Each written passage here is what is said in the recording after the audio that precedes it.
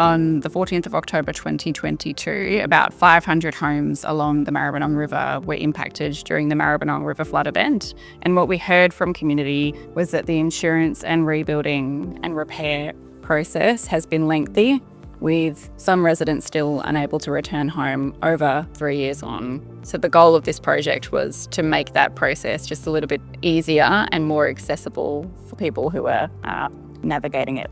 When I joined CRC, the first thing I said is we need to have an insurance guide to probably, not only just probably for the people who have the insurance, but also the people who don't have insurance, and also the people who don't have the right insurance.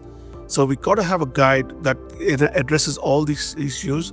And also the most important aspect is to maintaining your mental health during the whole process. The project relied on community conversations, which were held in language, English and Vietnamese, and held partly by local residents who had the relationship and the connection, within their local communities and with their neighbourhoods. And as a result, creating a safe space to share challenges, insights and barriers. Some people didn't have insurance because they didn't think it was necessary to have insurance. Some people had the insurance, but they didn't have the flood insurance, because they thought, we thought storm insurance would also cover the flood. And then some people had, insurance, but which was not sufficient.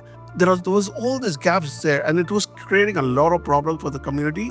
And the other biggest problem that I've noticed was people will, basically, suffering in silence because they were worried that if they expose themselves, others are going to know exactly what they did was right or wrong.